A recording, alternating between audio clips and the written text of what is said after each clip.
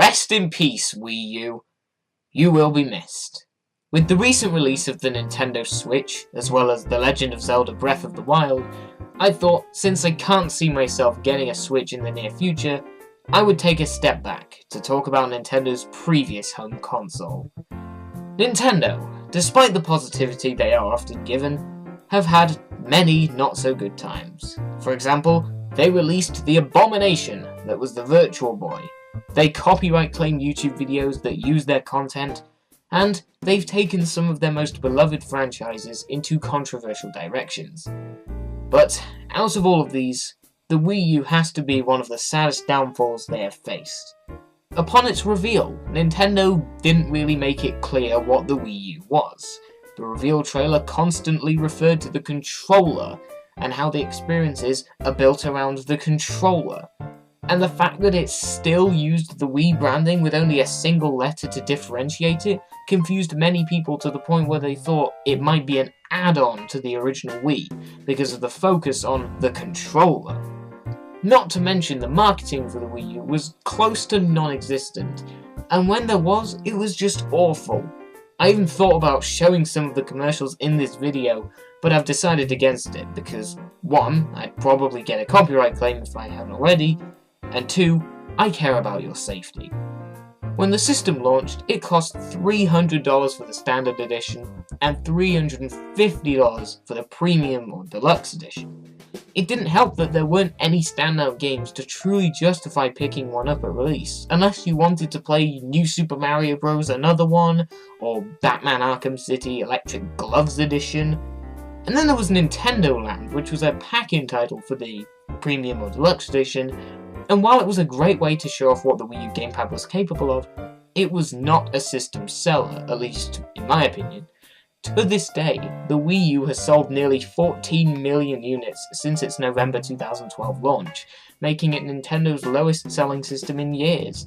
And despite many great games that it received later on, such as LEGO City Undercover, Wind Waker HD, Super Mario 3D World, Donkey Kong Country Tropical Freeze, Mario Kart 8, Super Smash Bros. 4, Splatoon, Super Mario Maker, and many more that I haven't played, they weren't enough to make the console a true success, with many people missing out on the possibility of some of the best entries to classic franchises and new experiences, as I previously mentioned.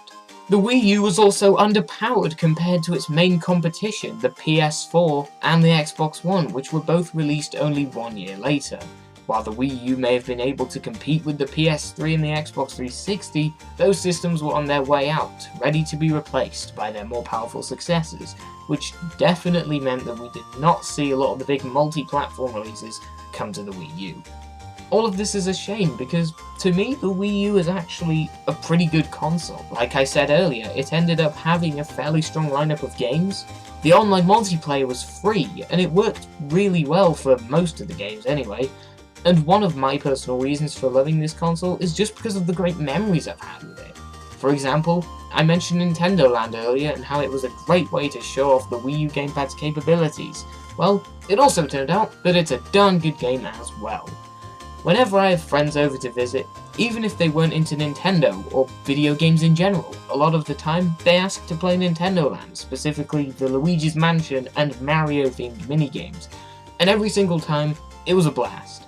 It really shows that once people understood what the system is actually for and how the games work, it can make for some of the most enjoyable video game experiences we've ever had, which could tie into my point about Nintendo not communicating the Wii U's purpose well.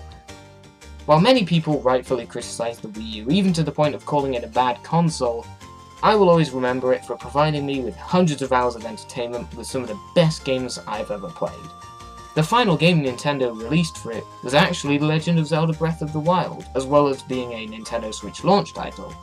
And there are quite a few people who have not yet decided to get a Switch, as they have been okay with playing Zelda on the Wii U, and then they may get a Switch once it has enough worthy exclusives. I've considered taking this approach since the differences between the two versions of Zelda are not that huge, and I obviously don't have a Nintendo Switch at this point. Thank you guys so much for watching this video. If you have any thoughts on the Wii U, Whether they be positive or negative, please leave them in the comments below, and I will be sure to read them.